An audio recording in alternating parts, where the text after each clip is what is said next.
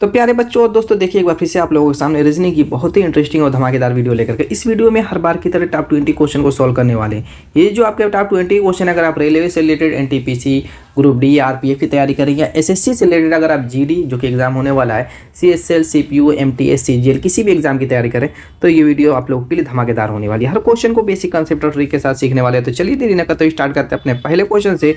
हमारा पहला question blood relation का क्वेश्चन है। ब्लड रिलेशन के क्वेश्चन में मैं यही कहता हूँ, पहले तो क्वेश्चन को पढ़ करके कड़ियाँ जोड़िए। जब कड़ियाँ आपस में जुड़ेंगी तो रिश्ते निकालना आसान हो जाएगा। तो चलिए पढ़ते हैं क्वेश्चन को। कह रहे विनोद की ओर इशारा करते हुए राधा ने कहा, विनोद मान लीजिए कि ये है, ठीक है, विनोद है ये आपका, इसकी तरफ इशारा करते हुए कौन कह रहा है? राधा कह रही है। अब राधा क्या कह रही है उस पर ध्यान दीजिएगा। कह रही है उसकी बहन, यानी इस विनोद की बहन मेरी माँ की, यानी इस राधा कह रही है, राधा की मेरी माँ की, यानी राधा की माँ की एकमात्र पुत्री है। यानी कि ये जो इसकी बहन थी, इस राधा की माँ की क्या थी? एकमात्र पुत्री, यानी यही एक पुत्री है। अलग बात है कि पुत्र होंगे नहीं होंगे, उससे हमें मतलब नहीं है। कह रही कि बस यही इकलौती पुत्री है, इसके अलावा कोई पुत्री नहीं है। तो कह रहे राधा किस प्रकार विनोद से संबंधित है, यानी राधा जो है विनोद की क्या लगेगी। अब या तो एक काम कीजिए, राधा के कैरेक्टर में घुसिए या तो विनोद के, ठीक है। आप राधा के कैरेक्टर में घुस सकते हैं, विनोद किसी में जिसमें आसान लगे आपको। सपोज कीजिए आप राधा हैं, ठीक है, तो राधा है तो आपकी एक माँ है, आपकी क्या है? एक माँ है, और उसकी जो इकलौती पुत्री है वो कौन होगी? पहले इसको मुझको बताइए। आपकी एक माँ है और उसकी इकलौती पुत्र, मतलब एक ही पुत्री है। ये राधा क्या है? राधा भी तो लड़की है, लड़का तो है नहीं। तो जो इकलौती पुत्री होगी वो कौन होगी? ये खुद राधा होगी। और वही राधा जो है इकलौती पुत्री, ये बहन का किरदार निभा रही है, क्योंकि यही पुत्री क्या है? इस विनोद की बहन है। बस हो गया आंसर आपका। तो वही कह रहा राधा किस पर का विनोद से संबंधित है, तो राधा विनोद की बहन लगेगी, यही बहन जो है यही राधा लगेगी। काम खत्म, option D is the right answer. इस तरीके से दोस्तों कड़ियाँ जोड़ेंगे और किसी एक कैरेक्टर में आपको घुस जाना है, जो आपको अच्छा लगे, इजी लगे, जहाँ से निकालना, ठीक है। तो चलिए नेक्स्ट क्वेश्चन की तरफ चलते हैं। अगला क्वेश्चन आपका घड़ी से रिलेटेड है। कह यदि किसी घड़ी की मिनट की सुई 300 डिग्री घूमती है तो घंटे की सुई कितनी डिग्री घूमेगी? घड़ी से रिलेटेड बहुत सारे मैंने क्वेश्चन कराए हैं, तो थोड़ा सा यूनिक ये मुझको क्वेश्चन लगा, इसीलिए लेकर के आया हूँ। तो यहाँ पर पहले ध्यान दीजिए एक चीज़ का मुझको, कि यहाँ पर मिनट वाली सुई अगर 360 डिग्री पूरा मतलब चक्कर लगाएगी, आप जानते हैं सर्किल में पूरा चक्कर लगता है तो 360 डिग्री बनता है कोण। तो ये जब पूरा चक्कर मिनट वाली सुई लगाती है तो घंटे वाली सुई क्या डिग्री का कोण बनाएगी?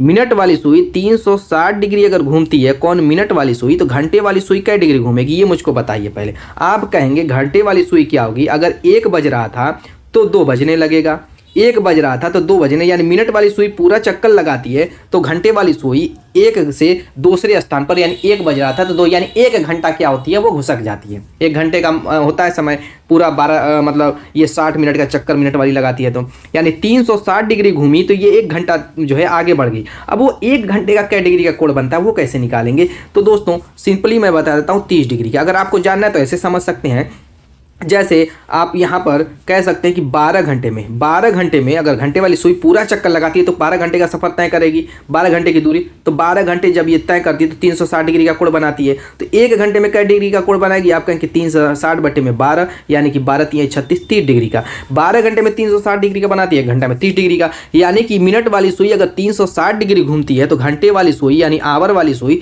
30 डिग्री घूमेगी। तो अब यहाँ पर 1 मिनट में देख लेते हैं घंटे वाली सुई कितने डिग्री घूमती है। आप कहेंगे कि 360, 30/360 हमें निकालना है। ये कि कह रहे मिनट वाली सुई 300 डिग्री घूमती है, 300 डिग्री घूमती है तो घंटे वाली सुई कितनी डिग्री घूमेगी? तो बस काम हो गया आपका, चुंकी वाला सवाल बन गया था, उसी पे हमने लगा दिया गुणे 300। चलिए काट लीजिए, ये 0 से 0 कैंसिल हो गया, और किसी 0 से 0 कट रहा है? नहीं कट रहा है, कोई बात नहीं। अब क्या कीजिए, 3 से काट दीजिए, 3 एक अन्य 3, यहाँ पर हो जाएगा 3 दूना का 6, ये काटेंगे 10 बार जाएगा। यहाँ पे 12 से कट रहा है, 12 से नहीं कट रहा, फिर 3 ही से ये भी कट रहा है तो ये अब 10 बार जाएगा। ये 3 से काटेंगे कितनी बार? 4 बार जाएगा, ठीक है। यहाँ पे 2 से काटेंगे 5 बार जाएगा, ये 2 से काटेंगे 2 बार जाएगा, ये 2 से काटेंगे 5 बार जाएगा, नीचे खत्म, ऊपर 5 25, कितना बच गया? 25 डिग्री। यानी कि 300 डिग्री अगर मिनट वाली सुई घूमती है तो घंटे वाली सुई उतने समय में 25 डिग्री घूमेगी। Option A is the right answer. समझ में आ गया? कोई दिक्कत, कोई डाउट? नेक्स्ट क्वेश्चन की तरफ चलते हैं। अगला क्वेश्चन ओपन डाइस से रिलेटेड है। ओपन डाइस का रूल क्या कहता है उसको समझ लेते हैं। जो नए बच्चे वो समझ ले, पुराने बच्चे तो मास्टर हो गए होंगे, अगर मेरी वो वीडियो देख रहे होंगे तो धड़ाधड़ वो लोग कमेंट करें, कमेंट कीजिए। देखिए क्या होता है, सीधी सीधी लाइन में पहले समझते हैं। इस तरीके से अगर स्ट्रेट है, सीधा है, तो क्या होता है, पहला तीसरे के अपोजिट, दूसरा चौथे के अपोजिट। लेकिन अगर ये अगल बगल दिया हुआ है वो एक दूसरे के अपोजिट यानी 5 6 चला जाएगा। बस इसी रूल पे ये ओपन डाइस का क्वेश्चन किया जाता है। यहाँ पर कह रहा है कि 4 उत्तर आकृतियाँ वो आकृति चुनिए जो प्रश्न आकृति के बॉक्स के आकार में मोड़ने से बनेगी, यानी इसको मोड़ने से कौन सी उत्तर आकृति बनेगी। इसमें क्या होगा, मोड़ेंगे तो ये इसके अपोजिट जाएगा, ये उसके अपोजिट जाएगा और ये एक दूसरे के अपोजिट चले जाएंगे। अब जो जिसके अपोजिट जाएगा वो उसके बगल वाले फेस में नहीं पड़ना चाहिए। लेकिन यहाँ पे एक चीज़ और ध्यान देंगे कि सेम टू सेम दो फिगर है, एक ही जैसे 2 फिगर है। तो जब एक ही जैसे 2 फिगर है तो अगर इसको क्लोज करेंगे तो यहाँ पर ऊपर वाले हिस्से पे एक जैसे दिखने वाले 2 फिगर बस नहीं आने चाहिए। जिस भी आकृति में एक जैसे 2 फिगर ऊपर दिख गए तो समझ लीजिए वो आकृति बनेगी नहीं। जैसे यहाँ पर स्टार टाइप है, कांटा टाइप, जो भी इसको समझिए, वो एक दो ठो है तो ये नहीं बनेगी। क्यों नहीं बनेगी? क्योंकि दोस्तों आप देख रहे हैं यहाँ पर देखिए स्टार क्या है, इस वाले के विपरीत है, और ये क्या है, इसके विपरीत है। तो जो भी जिसके विपरीत रहेगा वो जो है उसके बगल वाले फेस पे तो आएगा नहीं। अब यहाँ पर देखिए ये है, ठीक है, ये है। अब इसके जो है ये क्या है, आप कहेंगे कि इसके विपरीत है, इसके बगल वाले में कैसे आ गया? मान लीजिए कि वो इस वाले की वजह से आया हो। जैसे मैं ध्यान थोड़ा सा बता देता हूँ, हालांकि बताने की इतनी ज़रूरत नहीं थी डीपली, जो बच्चे ना कंफ्यूज में पड़े उसके लिए। मान लीजिए कि ये वाला इसके विपरीत था तो हो सकता है कि ये वाला हो ये, लेकिन दोस्तों मान लीजिए कि ये वाला हो, लेकिन अब ये भी तो 2 ठो दे दिया है ना, तो ये भी हो गया, ये भी हो गया। अगर मान लीजिए ये न हो रहा होगा तो ये हर हाल में होगा। तो इसीलिए जब 2 ठो आ गया तो मान लीजिए कि एक तो विपरीत वाला था, एक विपरीत वाला मान लीजिए दूसरा भी तो दे दिया है, तो हर हाल में कहीं से भी इसको ट्राई करेंगे ये बनेगा ही नहीं। इसी तरीके से यहाँ पे दो ठो एक जैसा दे दिया तो ये भी नहीं बनेगा। अब यहाँ पर भी एक जैसा दे दिया, ये तो ऑलरेडी आप देख चुके हैं कि ये एक दूसरे के विपरीत है, तो बगल में कैसे हो सकता है, ये भी नहीं बनेगा। तो option D is the right answer. क्योंकि देखिए इसमें तीनों 3 टाइप के, समझ में आ गया। इस टाइप के फिगर को अगर एक जैसे आपके 2 मिल जाए तो इस टाइप के क्वेश्चन को ऐसे निपटाया जाता है। नेक्स्ट क्वेश्चन, हर क्वेश्चन यूनिक है दोस्तों, जबरदस्त है। यहाँ पर क्या है, गणितीय संक्रिया क्वेश्चन करे, यदि ए निरूपित करे, प्लस को बी निरूपित करे, माइनस को सी निरूपित करे, गुणे को डी निरूपित करे, भाग को, तो निम्न में से कौन सा कथन सत्य है। हम इसको क्या करेंगे, ऑप्शन से सॉल्व करेंगे। 8 दिया हुआ है, 8 को लिख लेंगे। बी निरूपित किसको कर रहा है, माइनस को माइनस बनाएंगे। 6 लिखा हुआ है, 6 लिख लेंगे। डी है, डी निरूपित कर रहा है, भाग को भाग बनाएंगे। और दोस्तों 2, उसके बाद ए आ गया, एक इसको निरूपित कर रहा है, प्लस को प्लस बनाइए। फिर 4, सी निरूपित कर रहा है, गुणे को गुणे बनाइए। उसके बाद 3, दोस्तों ये बराबर 15 के आ जाना चाहिए। चलिए लेफ्ट हैंड साइड क्या करते हैं, पहले सॉल्व कर लेते हैं। इसके लिए हमें बोर्ड मास रूल की ज़रूरत पड़ेगी। आप जाइए मेरे चैनल पे, जो पॉपुलर वीडियो है बोर्ड मास रूल वाली ही है, उसको वॉच कीजिए। बेसिक टू एडवांस मैंने सिखा रखा है, कहीं कोई दिक्कत नहीं होगी। तो यहाँ पर बी से ब्रैकेट होता है, ओ से ऑफ ऑर्डर के रूप में तो है नहीं। डी से डिवीजन पे चलते हैं और उसके बाद मल्टीप्लिकेशन करेंगे, फिर उसके बाद एडिशन, उसके बाद सब्सट्रैक्शन, इस क्रम में हम तोड़ते हैं। तो 2 से पहले क्या करेंगे, भाग देंगे, यहाँ 3 हो जाएगा। 4 से यहाँ पे गुणा करेंगे, 12 हो जाएगा। यहाँ पे प्लस है, यहाँ पे -8 है, तो यहाँ पर क्या हो जाएगा, पहले अब प्लस वाले को जोड़ लेते हैं। 12 × 8 20 हो जाएगा। 20 में से 3 घटेगा तो 17 आ जाएगा, लेकिन आना चाहिए 15, ये गलत हो गया। बहुत स्पीड में इसको कैलकुलेट करना है, बहुत स्पीड में दोस्तों, क्योंकि ऑप्शन में कभी कभी पहले ही में मिल जाता है, लेकिन कभी कभी डी तक पहुंचना पड़ जाता है। इसीलिए मैं कह रहा हूँ स्पीड में करेंगे तो टाइम आपकी बचेगी। अब यहाँ पर 8 है, उसके बाद ए है। ए क्या कह रहा है, प्लस को दर्शाइए, फिर 8 है, फिर बी है। बी किसको निरूपित कर रहा है, बी कह रहा है माइनस को, फिर 8 है, फिर सी है। सी निरूपित कर रहा है गुणे को, फिर क्या है 8 है, उसके बाद कह रहा है इसको -48 लाना है। चलिए लेफ्ट हैंड साइड यहाँ पर क्या, पहले गुणा कर लेते हैं। 8 64 हो जाएगा, 64 हो गया। फिर 64 में 8 जोड़ लेते हैं। 64 में अगर 8 जोड़ेंगे तो ये निगेटिव में आ जाएगा। कैसे, ये देखिए जो 64 आएगा ये निगेटिव है, तो इसको हम जोड़ेंगे कहाँ से, इस 8 को जोड़ लेते हैं। तो ये 8 दूना 16 हो गया और -64 हो गया। -64 है तो हर हाल में माइनस में ही आ गई, लेकिन -48 आ गया तो काम आपका बन जाएगा। यहाँ पे 14 हो जाएगा, बड़ी संख्या में से अब छोटे को घटाना है, माइनस में भले माना है, तो चलिए घटा लेते हैं। 14 का मतलब 8 6 14, यहाँ का 5 का मतलब 48, बिल्कुल सही है। Option B is the right answer. यहाँ पे कोई दिक्कत नहीं होने वाली। क्लियर होगी बात। चलिए चलते हैं अपने अगले क्वेश्चन की तरफ। नेक्स्ट क्वेश्चन कह रहा है कि विषम युग्म चुनिए। कह रहा है कि बिल्ली का संबंध जैसे पंजे से, छिपकली का संबंध गद्दे से, घोड़े का संबंध खुर से, आदमी का संबंध पैर से। तो इसमें कौन सा विषम है, थोड़ा सा ध्यान दीजिए इस पर, इसको ध्यान से पढ़िए, एक बार और रिपीट कीजिए। ऐसा लग रहा है सभी एक जैसे हैं, लेकिन ऐसी बात नहीं। बिल्ली का पंजा, पंजा किसको कहते हैं, जो नीचे का हिस्सा होता है दोस्तों, ऊपर के हिस्से को पंजा नहीं कहते हैं, ठीक है। बिल्ली का जो पंजा होता है वो हाथ के निचले हिस्से में होता है। छिपकली की गद्दी, छिपकली की जो गद्दी होती है वो उसका पैर पैर और 4 ठो पैर होता है। चारों पैर का जो निचला हिस्सा होता है वो होता है। घोड़े की खुर जो होती है वो भी घोड़े की निचली सतह पे होती है, नीचे वाले हिस्से पे होती है। आदमी का पैर, लेकिन आदमी का पैर तो नीचे वाले हिस्से पे नहीं होता, ऊपर वाले हिस्से को कहा जाता है। तो फिर आप कहेंगे कि इसके नीचे वाले हिस्से को आदमी के क्या कहा जाता है? आप जानते हैं कि तलवा कहा जाता है। क्या कहा जाता है? तलवा कहा जाता है। तो यही आपका विषम हो गया, option D is the right answer. Next question की तरफ चलते हैं। अगला क्वेश्चन कह रहे हैं निम्नलिखित आरेख में से शहरी भ्रष्टाचारी कर्मचारियों का पता लगाइए। पहले तो हम देखेंगे कौन सा डायग्राम किसको दर्शा रहा है। जैसे ये त्रिभुज है, त्रिभुज कह रहा है कि शहरी को दर्शा रहा है, शहरी लोगों को। ये आपका आयत है, ठीक है। ये कह रहा है कि ग्रामीण लोगों को दर्शा रहा है, ये ग्रामीण लोग हैं। इसी तरीके से आपका देखिए क्या है, ये आपका ये पिलर टाइप है। ये कह रहा है किसको? भ्रष्टाचारियों को दर्शा रहा है। और ये आपका सर्किल किसको दर्शा रहा है? ये कह रहा है कर्मचारी को दर्शा रहा है। तो इसमें कह रहा है कि निम्नलिखित में से आरेख में शहरी भ्रष्टाचारी कर्मचारी, शहरी यानी त्रिभुज आना चाहिए। शहरी यानी जिसको जो कहेगा उसको पहले हम देखेंगे शहरी। अब उसके बाद क्या कह रहा है? भ्रष्टाचारी। भ्रष्टाचारी कौन है? ये पिलर वाला हिस्सा हो गया, शहरी भ्रष्टाचारी, ये पिलर वाला हिस्सा हो गया। और साथ साथ क्या कह रहा है? कर्मचारी। कर्मचारी का मतलब ये सर्किल वाला हिस्सा, यानी कि आयत वाला हिस्सा नहीं आना चाहिए। ग्रामीण का कहीं जिक्र नहीं किया, तो आयत वाले हिस्से को तो आप पेंट कर दीजिए, इसके नंबर को गायब कर दीजिए। इसमें जो भी नंबर है उसी नंबर से हमें मैटर रखना है। जिसको न कहे उसको आप ऐसे ही मिटा दीजिए, साफ कर दीजिए, खत्म कर दीजिए, डिलीट कर दीजिए। अब दोस्तों हमें क्या करना है? इन तीनों के ग्रुप से जो कॉमन दिखेगा, यानी कि तीनों में आना चाहिए, त्रिभुज में भी आना चाहिए, सर्किल में भी आना चाहिए, और पिलर टाइप जो आयत दिया हुआ, लंबा वाला आयत दिया हुआ, खड़ा हुआ आयत दिया हुआ, उसमें भी आना चाहिए। अब ये तीनों फिगर मिल करके जो कॉमन फिगर बना रहे हैं वो उसको आप ढूंढिए। तो आप ढूंढेंगे तो ये हिस्सा मिलेगा, आप ढूंढेंगे तो ये हिस्सा मिलेगा, ठीक है। आप ढूंढेंगे तो कौन सा हिस्सा मिलेगा? ये हिस्सा मिलेगा। देखिए आपको दिख गया, और इसमें 9 दिख रहा है, वही आपका आंसर हो जाएगा, वही आपका आंसर हो जाएगा, ठीक है। क्योंकि यहाँ पे 12 आएंगे तो ये सिर्फ भ्रष्टाचारी को दर्शा रहा है, ये 11 सिर्फ शहरी को दर्शा रहा है, ये 7 हुआ ये किसको दर्शा रहा है? सिर्फ कर्मचारी को दर्शा रहा है, और ये 8 ऐसा है जो भ्रष्टाचारी कर्मचारी को दर्शा रहा है। लेकिन ये क्या कह रहा है? शहरी भ्रष्टाचारी कर्मचारी। तो तीनों से घिरी हुई आकृति, बस ग्रामीण से भिन्न हो। ये बहुत आसान क्वेश्चन होता है दोस्तों, इसमें कुछ दम नहीं होता, आप बिना पेन और पेपर की हेल्प से भी आप सॉल्व कर सकते हैं। नेक्स्ट क्वेश्चन मिसिंग संख्या से रिलेटेड है। यहाँ जबरदस्त क्वेश्चन है, ये कह रहा है विलुप्त संख्या ज्ञात कीजिए। इसमें दोस्तों क्या किया है कि थोड़ा सा इसको घुमा दिया क्वेश्चन को।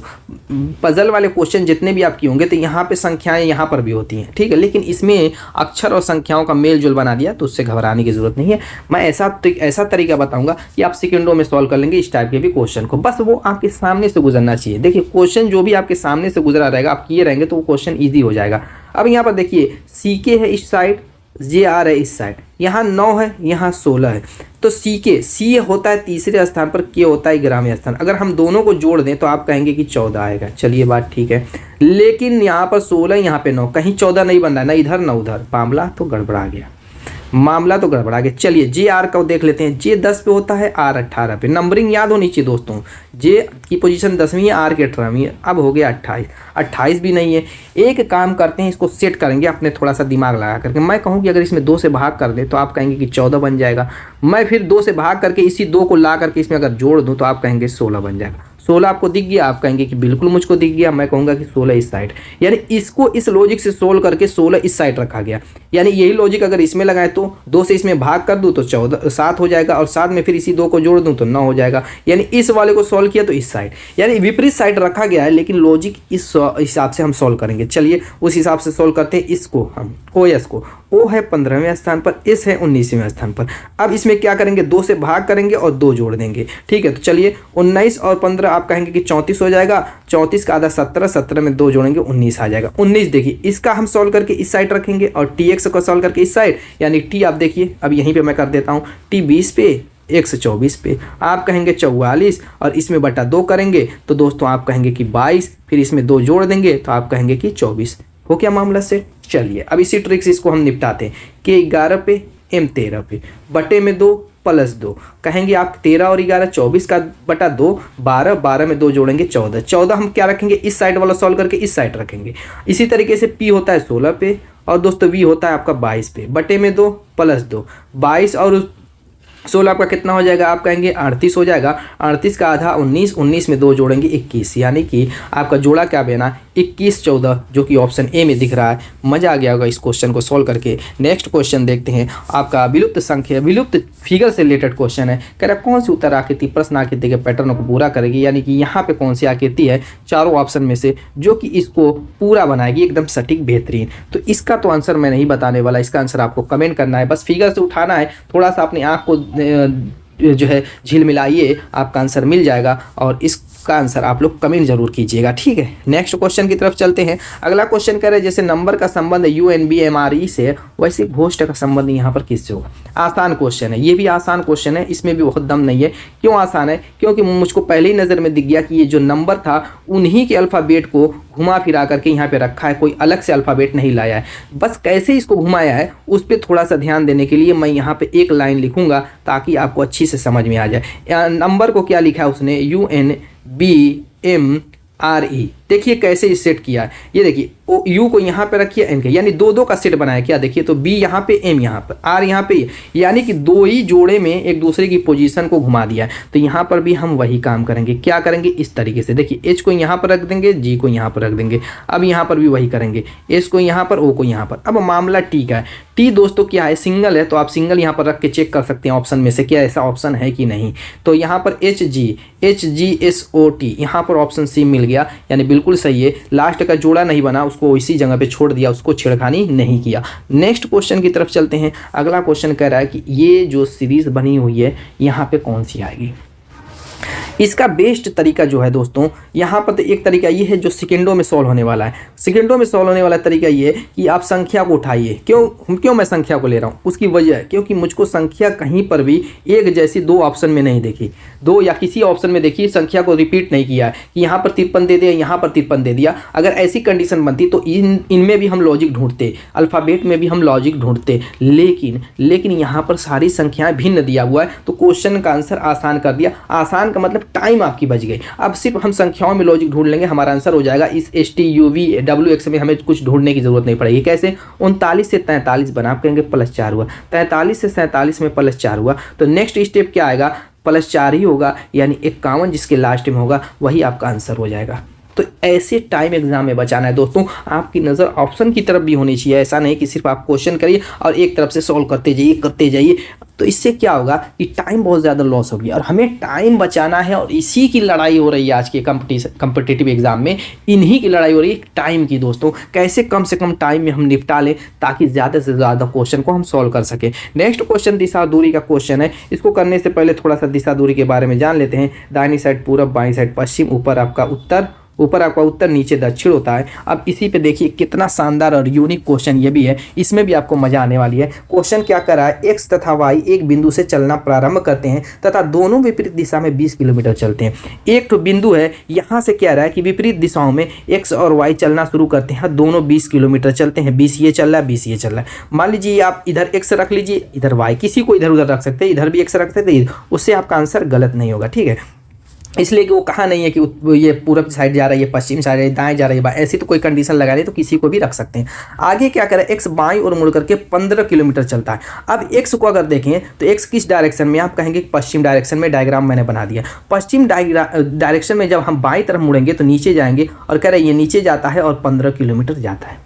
ऐसे ही कह रहा है कि वाई बाईं ओर मुड़ करके 15 किलोमीटर चलता है। अब वाई भी क्या कर रहा है, पूरब की ओर है, और पूरब की ओर बाईं ओर मुड़ेंगे तो ऊपर जाएंगे ऐसे। अब ये भी कह रहा है कि 15 किलोमीटर जाता है। आगे कह रहा है वे दूसरे कितनी दूरी पर हैं, वे एक दूसरे से कितनी दूरी पर हैं, किलोमीटर में बताना है। तो सारे जो है जितने भी जो यहाँ पर दी हुई है संख्या 20, 15, वो सभी की सभी किलोमीटर में ही दी हुई है, मीटर में तो दी नहीं हुई है कि उसको कन्वर्ट करना पड़ेगा, तो डायरेक्ट सॉल्व कर देते हैं। अब इनके बीच की दूरी पूछ रहा है, मतलब क्या कहने का, मतलब कहने का ये है कि एक्स यहाँ पे आ गया है, वाई यहाँ पे आ गया है, तो ये दूरी पूछ रहा है, तो बिल्कुल मिड पॉइंट से ही ये गुजरेंगे, क्योंकि सारी दूरियां समान है। ये 20 है, ये 15 है, ये 20 है, ये 15 है, तो हर हाल में सेंटर से ही होकर के ये रेखा जाएगी, अलग थलग नहीं जाएगी। कम ज़्यादा होते हैं तो उस कंडीशन में जा सकती थी, लेकिन क्वेश्चन सेट होते हैं एग्जाम में, तो आपको ज़्यादा दशमलव फसमनों में आंसर लाने की कोशिश नहीं करनी पड़ेगी। तो डायरेक्टली इसको सॉल्व कर लेते हैं। अब कैसे सॉल्व करेंगे देखिए। अब इसको सॉल्व करने के लिए ये आपका एक बनेगा त्रिभुज और ये आपका एक बनेगा त्रिभुज। चूंकि दोनों एक जैसे त्रिभुज हैं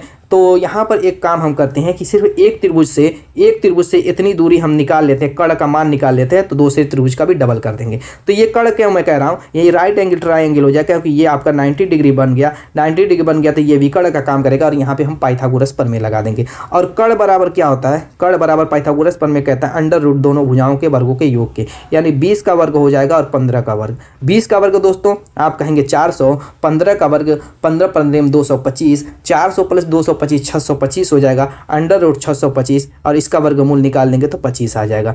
ये आ गया इसका मान 25, तो ये भी 25 हो जाएगा, क्योंकि सेम त्रिभुज तो वो भी है, सेम त्रिभुज तो ये भी है। देखिए ये आपका क्या 90 डिग्री और 15 20 दिया हुआ है, तो यहाँ पर भी 25 हो जाएगा। अब 25 प्लस 25 कितना हो जाएगा, 50 किलोमीटर एक्स वाई के बीच की दूरी हो गई। Option A is the right answer. मैंने कहा क्या कहा था, जबरदस्त क्वेश्चन है। क्वेश्चन को मैं 10 से 15 सेकंड, 20 सेकंड, मैक्सिमम 30 सेकंड लगेगा, उससे ज़्यादा इस क्वेश्चन को भी सॉल्व करने में नहीं। कैलकुलेशन की स्पीड अच्छी है तो 15 सेकंड काफ़ी है, और पढ़ने में रख लीजिए 10 सेकंड, बस हो गया काम। नेक्स्ट क्वेश्चन की तरफ चलते हैं। अगला क्वेश्चन कह रहे हैं मंद हवा का संबंध जैसे चक्रवात से, वैसे बूंदाबांदी का संबंध किससे होगा। मंद हवा समझ रहे हैं, धीमी हवा चल रही है, स्लो चल रही है। चक्रवात का मतलब बहुत, इस हवा की स्पीड जब बहुत ज़्यादा तेज हो जाए तो वो चक्रवात का रूप ले लेती है। तो यही मंद हवा चक्रवात, यानी कि इसका क्या दिया हुआ है, ये विलोम दिया हुआ है, उल्टा दिया हुआ है। ऐसी बूंदाबांदी, यानी कि जब बारिश हल्की हल्की होती है तो उसको बूंदाबांदी कहते हैं, लेकिन वही बारिश अगर तेज रूप ले ले तो उसको क्या कहेंगे, बवंडर बिल्कुल नहीं, तूफान बिल्कुल नहीं, मूसलाधार बिल्कुल सही। Option C is the right answer. Next question की तरफ चलते हैं। अगला क्वेश्चन कह रहा है कि यहाँ पर मिसिंग संख्या कौन सी होगी। यहाँ पर थोड़ा सा लिख लेते हैं ताकि स्पेस मिल जाए इसको सॉल्व करने के लिए, ठीक है बच्चों। लाइक करते रहिएगा, लाइक करने में पैसा नहीं लगेगा, और कमेंट करते रहिएगा। अगर वीडियो पसंद आ रही है कमेंट कीजिए, मैथ की वीडियो चाहिए तो भी कमेंट कीजिए, जीके की चाहिए तो भी कमेंट कीजिए, जीएस की चाहिए तो भी कमेंट कीजिए। दोस्तों जिस चीज़ की भी वीडियो चाहिए आपको मिल जाएगी, बेहतरीन मिलेगी, बेस्ट मिलेगी। यहाँ पर दोस्तों, यहाँ पर क्या कह रहा है कि यहाँ पे मिसिंग संख्या। चलिए अब यहाँ पर मैंने एक मैथ की वीडियो, एक नहीं बल्कि 4-5 डाली हुई है, तो जाकर उसको भी वॉच कर लीजिएगा, बेस्ट है बेस्ट। अब यहाँ पर क्या कह रहा है कि 1 से 4 बन रहा है, 4 से 10, 10 से 19, 19 से 31। तो इसके पैटर्नों को अगर हम समझ लेते हैं कि इस क्रम में ये आगे बढ़ रही है, तो ये क्वेश्चन आपके लिए चुटकी बजाने भर में, या कह सकता हूँ कि आप झपकाने भर के में टाइम में हो जाएगा, यानी सेकेंडों में। तो कैसे आप इसके पैटर्नों को समझेंगे, इसमें बहुत टाइप के क्वेश्चन मैं करा चुका हूँ और बहुत तरीके से ये सॉल्व होते हैं। प्रैक्टिस करेंगे बहुत आसान हो जाएगा। 1 से 4 पहले हम देखेंगे संख्या कितनी स्पीड से बढ़ रही है, बहुत स्पीड से नहीं बढ़ रही है, तो हम प्लस वाली ट्रिक इसमें अप्लाई करेंगे। 1 से 4 प्लस 3 हो रहा है, 4 से 10 में प्लस 6 हो रहा है, 10 से 19 में प्लस 9 हो रहा है, 19 से 31 में प्लस 12 हो रहा है। चलिए यहाँ पर किस क्रम में बढ़ा, आप कहेंगे ये 3 से 6 हुआ, यानी 3 में 2 का गुणा। यहाँ पे जो है 6 से 9 हुआ, यानी इसी 3 में जो है 3 का गुणा हुआ। देखते जाइए 3 का गुणा। फिर उसके बाद 9 से 12 हुआ, इसी 3 में 4 का गुणा, यानी कि ये 3 के पहाड़े के रूप में कह सकते हैं कि आगे बढ़ा। 3 एक 3, 3 दूना 6, 3 3 9, 3 4 12, यानी नेक्स्ट स्टेप 3 5 15 हो जाएगा। समझ में आ गया। और 31 में 15 जोड़ेंगे तो आप कहेंगे कि ये आपका 46 हो जाएगा। यही आपका आंसर हो गया। Option C is the right. Next question की तरफ चलते हैं। अगला क्वेश्चन कोडिंग डिकोडिंग का है। कर यदि टोमेटो को हम 336 लिखें तो पवार को क्या लिखा जाएगा। टोमेटो, यहाँ पर नंबर का खेला है, नंबर का खेला रहता है तो मज़ा भी आती है खेलने में। अब यहाँ पर चलिए पवार को कह रहा है कि क्या लिखा जाएगा, ठीक है। तो नंबर टोमेटो में क्या करेंगे, नंबरिंग कर दीजिए फटाफट। देखिए नंबरिंग आपको हर वीडियो में रिकमेंड करता हूँ कि A to Z 1 से 26 तक आपको याद होनी चाहिए, उसके अपोजिट क्रम भी याद होने चाहिए, ठीक है। तो ये रटिएगा मत, मैं ये भी कहता रहता हूँ प्रैक्टिस कीजिए। 25-50 क्वेश्चन करेंगे, ऑटोमेटिकली याद हो जाएगा, कुछ करने की ज़रूरत नहीं है। चलिए T होता है 20 पे, O होता है 15 पे, M होता है 13 पे, होता है 1 पे, T होता है 20 पे, O होता है 15 पे। मैंने सबकी नंबरिंग कर ली और सबको मैं कर लेता हूँ ऐड करने के बाद देखते हैं 336 आ जाता है। 336 ही ना आया है, 336 लिखा है। चलिए देखते हैं 336 आ जाता है। 5 1 6 3 9 9 5 14 को 4 1 1 2 2 4 1 5 1 6 2 8 84 आ रहा है। कितना 84। 84 से क्या आप 336 बना सकते हैं, ज़रा इस पर फोकस कीजिए। तो गुणा भाग कुछ भी करके ऐसे ही बनाना पड़ेगा, इसके अलावा कोई तरीका तो है नहीं। स्क्वायर करेंगे 84 का तो बहुत ज़्यादा हो जाएगा। 336 लाने के लिए हर हाल में हमें 84 में किसी का गुणा करना पड़ेगा। तो हम 80 को इसको मान लेते हैं 80 है, 84 को छोड़िए, कैलकुलेशन में आसानी के लिए ऐसे समझिए। तो अब बताइए मुझको कि 80 का पहाड़ा पढ़िए कि मतलब ज़्यादा या 300 के आसपास रहे, उस हिसाब से पढ़िए। तो आप कहेंगे कि 8 चौको 32, 4 बार अगर मैं पहाड़ा पढ़ता हूँ तो 320 जाएगा। मामला आपका बन गया, काम हो गया, काम हो गया। 4 चौको 16, 4 बड़े 32, 1 33, 336, 4 के गुणा करने पर आ गया। बस यही ट्रिक इसमें भी लगा देते हैं। तो कैसे कैसे सोचना है, कैसे कैसे करना, स्टेप बाय स्टेप हर चीज़ इसी इतने ही कम समय में हर क्वेश्चन में मैं बता देता हूँ। पी होता है 16 पे प्लस बनाइए, ए होता है 1 पे प्लस बनाइए, एन होता है 14 पे प्लस बनाइए, डब्ल्यू होता है 23 पे प्लस बनाइए, ए होता है 1 पे, आर होता है 18 पे। चलिए यहाँ पर हम जोड़ लेते हैं 8 1 9 3 12, 12 4 16 1 17, 17 26 को 3। अब यहाँ पर दोस्तों क्या बचा, 2 1 3 3 2 5 1 6 6 1 7, 73 में हम क्या करेंगे, 4 को निपटाएंगे, 4 3 12 को 2, 4 7 28, 28 1 29, 29 का मतलब 292, जो कि ऑप्शन ए में दिख गया। नेक्स्ट यहाँ पर क्या कह रहा है, वेन डायग्राम का क्वेश्चन है, भूटान भारत ताजमहल, भूटान भारत ताजमहल। अब जानते हैं आप लोग कि वेन डायग्राम में क्या किया जाता है, जितने नाम उतने सर्किल। ऑप्शन में देख लीजिएगा, कहीं कि त्रिभुज भी होता है, कहीं कि जो भी रहेगा उस हिसाब से डायग्राम चुनना रहेगा। तो सर्किल चुन लेंगे। एक भ से भूटान हो गया, एक भ से भारत को हम क्या लिख दें, भा लिख देते हैं। चलिए एक भ से भूटान हो, एक भूटान है, ऐसे भू भा, ठीक है। भू से भूटान, भा से भारत और ता से ताजमहल, ऐसे समझते हैं शॉर्टकट में। अब हमें करना ये कि भूटान भारत में क्या संबंध है वो देखना है, भारत ताजमहल में क्या संबंध है वो देखना है, ताजमहल भूटान में क्या संबंध, परस्पर इस तीनों में आपस में रिलेशन देख लेंगे, ठीक है। तो अब मुझको ये बताइए, यहाँ से स्टार्ट करिए। चले भूटानी भारत से, तो भूटान एक अलग देश है, भारत एक अलग देश है, भूटान भू एक अलग देश है, भा एक अलग देश है, इनमें कोई संबंध नहीं है। तो दोस्तों इनको हम दूर दूर बनाएंगे, अलग बनाएंगे, भिन्न बनाएंगे और भूटान को सावधान कर देंगे कि हमारी सरहद में अंदर आने की कोशिश न करे वरना मारा जाएगा। तो चलिए इस हिसाब से सोचिए। अब ताजमहल, ताजमहल किसका हिस्सा है, भूटान का कि भारत का, वो तो हर कोई जानता है भाई, हमारी शान है, ये जो है 7 अजूबे में से है, तो हमारी शान ही हुई। तो ताजमहल भारत का हिस्सा है, तो भारत के बाहर आता है कि भारत के अंदर, आप कहेंगे भारत के अंदर है ये, तो भारत के अंदर हम ताजमहल को बनाएंगे। बस हो गया आपका आंसर। जो भी ऐसा डायग्राम दिखे वो आपका आंसर हो जाएगा। इसको उल्टा बनाया हुआ इधर से उधर कर देंगे तो भी आप कोई फर्क नहीं। जैसे मान लीजिए इसको ऐसे बना दिया, भारत ताजमहल को यहाँ पर, भूटान को यहाँ पर, तो वही चीज़ हो गई, ठीक है। इसमें मत कन्फ्यूज़ कर दीजिएगा कि ये इधर उधर है, तो नहीं, उस वैसा दिखना चाहिए, जो दिखे उस पर टिक लगाएंगे। नेक्स्ट क्वेश्चन की तरफ बढ़ेंगे। कह रहा है कि काउंटिंग फिगर से रिलेटेड क्वेश्चन कह रहा है, दिए गए चित्र में त्रिभुज की संख्या बताइए। इसमें त्रिभुज की संख्या पूछ रहा है, तो इसमें क्या ट्रिक, एक तो ट्रिक है, इसी पे हम निपटा देते हैं। 1 2 नंबरिंग कर दीजिए और इन दोनों को जोड़ दीजिए। 3 त्रिभुज इस टाइप के फिगर में होते हैं। अब इसमें आते हैं, देखिए ये आपका एक हो गया, एक इधर हो गया, इन दोनों में देखिए इसमें भी 3 हो गए, इसमें भी 3 हो गए, 3 दूना के 6 त्रिभुज हो गया। 6 त्रिभुज तो ये हो गया, और एक ये बड़ा वाला इसी में एडजस्ट हो कर लीजिए, 6 1 7 त्रिभुज। अब नीचे आइए, नीचे एक बड़ा वाला है, +1 कर दीजिए, और साथ साथ 2 छोटे दिख रहे होंगे, साथ साथ यहाँ पर 2 छोटे छोटे, यहाँ पर देखिए इसमें और यहाँ पर 2 छोटे, यानी यहाँ पर 2, तो 8 2 10, option B is the right answer. Next question, अगला क्वेश्चन क्या कह रहा है दोस्तों, सीटिंग अरेंजमेंट का क्वेश्चन है। प्यारा सा क्वेश्चन है, अच्छा क्वेश्चन है ये भी। चलिए निपटाते हैं फटाफट। कह रहा है 6 लड़के एक पंक्ति में दक्षिण की ओर मुख करके बैठे हुए हैं, दक्षिण की ओर मुख करके बैठे हुए। दक्षिण की ओर मुख है मतलब इधर मुख है। जब दक्षिण की ओर मुख रहेगा तो एक नुकसान ये है आपका, नुकसान क्या मैं बता देता हूँ, कि जिधर आपका दायां है उधर आपको बायां मानना पड़ेगा, जिधर आपका बायां है उधर आपको दायां मान। उत्तर की ओर मुख रहेगा तो आसानी रहती है कि जिधर उसका दायां आपका दायां, जिधर उसका बायां आपका बायां, यही बस फर्क रहता है। दक्षिण में पलट जाता है मामला, उत्तर में आपका सीधे सीधे रहता है, कोई फर्क नहीं पड़ता। उससे आपको बस थोड़ा सा दिमाग में उल्टा समझ के चलना है। कह रहा है कि 6 व्यक्ति हैं, 6 लड़के हैं, और उन 6 का मुख किधर है। आप कहेंगे कि आप इन 6 का मुख दोस्तों नीचे दक्षिण की तरफ है। दक्षिण नीचे होता है, अभी जो है दिशा और दूरी वाले क्वेश्चन में मैंने बताया, ठीक है। आगे क्या कह रहा है, क्वेश्चन को पढ़ेंगे, क्वेश्चन के अनुसार ही सबको सेट करेंगे। कह रहा है कि गौरव आकाश के दाईं ओर से दूसरा है। अब जिधर आपका दायां है पहले तो वो बायां बना दीजिए, जिधर आपका बायां पहले तो उसको दायां बना दीजिए, ठीक है। क्या कह रहा है, गौरव आकाश के दाईं ओर, आकाश के दाईं ओर से दूसरा है जो कि किसी एक अंतिम छोर पर है।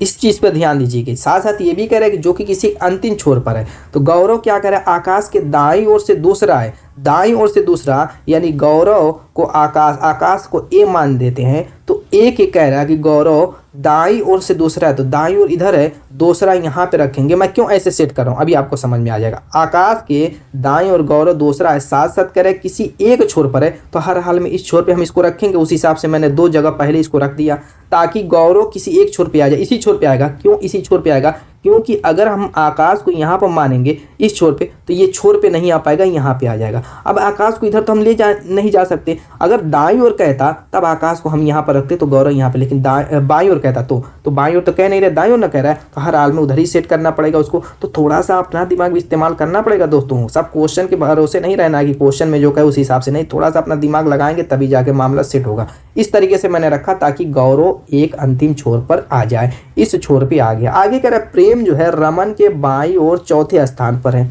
प्रेम को कह रहा है कि रमन के बाईं ओर चौथे स्थान पर है। रमन के बाईं और चौथे स्थान पर, चौथे स्थान पर किस कंडीशन? अगर हम रमन को यहाँ पर रखें, रमन आर से रमन के बाईं और चौथे स्थान पर प्रेम कैसे आएगा? इधर तो 1 2 तीसरे स्थान पर आ रहा है। तो हर हाल में हमें करना क्या पड़ेगा? रमन को हमें यहाँ पे घुसाना पड़ेगा जो कि एक जगह खाली थी। क्योंकि ये दूसरे स्थान पर था तो एक जगह बीच में खाली हो गई। तो इस खाली स्थान से अब गिनेंगे 1 2 3, चौथा स्थान ये है। चौथे स्थान पर कह रहा है कि प्रेम है, यानी पी से प्रेम। रमन के कह रहा प्रेम रमन के बाईं और चौथे स्थान पर है, बायां इधर है, चौथा स्थान ये। इस तरीके से हमने सेट कर दिया। अब आके कह रहा है जतिन तथा नितिन साथ बैठे हुए हैं, 2 ही जगह खाली है तो जतिन को यहाँ, नितिन को हम यहाँ रख सकते हैं। ऐसा भी हो सकता है कि नितिन यहाँ हो जतिन यहाँ हो, क्योंकि ये नहीं कह रहा कि जतिन बाईं ओर है नितिन दाईं ओर है, कौन किधर है इस हिसाब से कोई फिक्स नहीं मामला चल रहा है। तो अब क्या करेंगे? क्वेश्चन पहले देखिए क्या कह रहा है। कह रहा है नितिन के बाईं ओर कितने लड़के बैठे हुए? किसके? नितिन। अगर हम इसको नितिन मानते हैं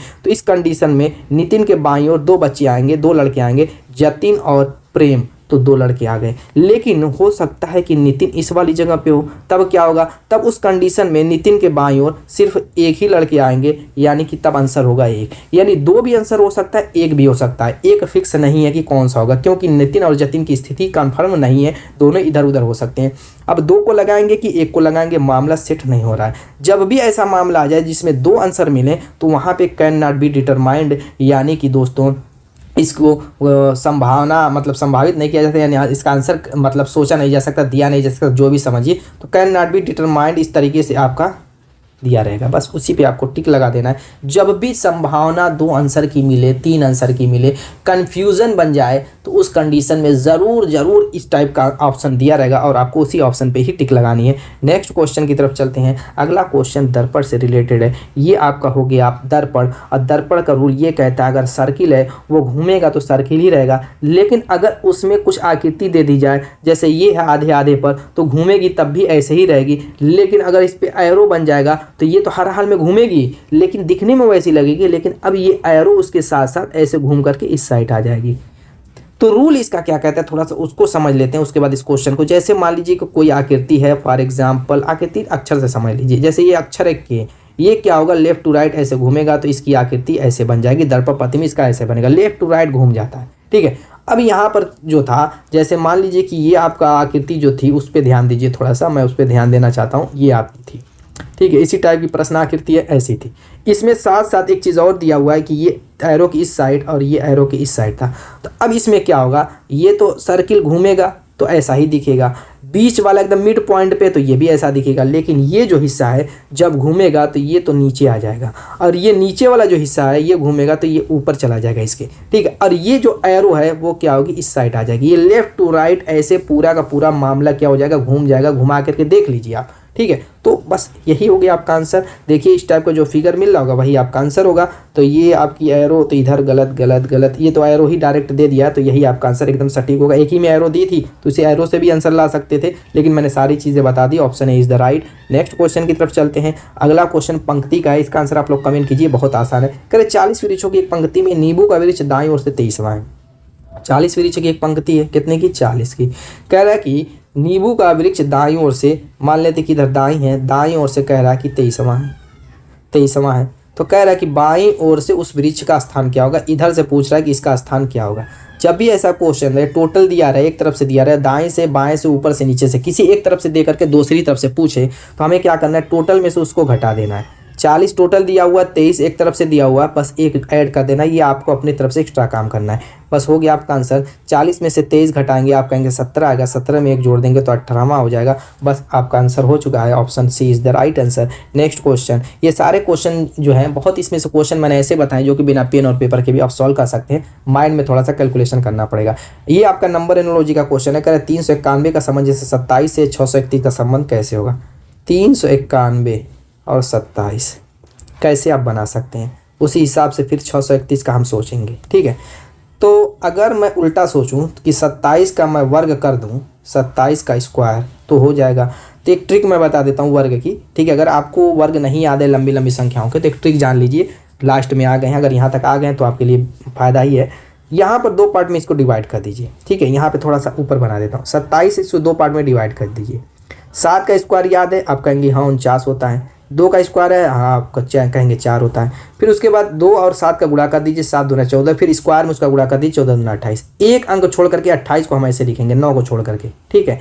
अब यहाँ पर क्या करेंगे, जोड़ लेंगे ना, 8 4 12, 4 2 6 700, देखिए तो 8 4 12, 4 2 6 1 7, ठीक है, 729। 27 का स्क्वायर 729 आ रहा है, लेकिन ये तो 391 दिया हुआ है। ये यहाँ से, ये तो मेरा मकसद मेन था यहाँ पर आपको स्क्वायर ट्रिक सिखाने का, एक जो है बोनस पॉइंट था। अब इसको सॉल्व कैसे किया जाएगा, ट्रिक से तो ये सॉल्व नहीं हुआ, इस वाले से, स्क्वायर वाले से, तो फिर क्या करेंगे अब मैं बता रहा हूँ। देखिए इसको कैसे बहुत आसान तरीके से सॉल्व किया गया, आप सोच भी नहीं सकते, आपका दिमाग वहाँ तक नहीं पहुँच सकता। मैं यही बार बार कहता हूँ कि जब तक क्वेश्चन आपके सामने से नहीं गुजरेगा, आपका दिमाग वहाँ तक नहीं पहुँचेगा। अब यहाँ पर देखिए 3 9 1, इनको सबको अलग अलग लिख करके गुणा कर दिया गया। 9 त्रिके 27 से करने 27, वही आपका यहाँ पे आ गया है। ऐसे ही 631, यहाँ पर क्या करेंगे, 6 गुणे 3 गुणे 1, 36 के 18 करने 18, ऑप्शन 20 द राइट आंसर। तो दोस्तों उम्मीद है कि वीडियो पसंद आ गई, मिलेंगे इसे शानदार धमाकेदार टिप के साथ नेक्स्ट वीडियो में, तब तक के लिए बाय।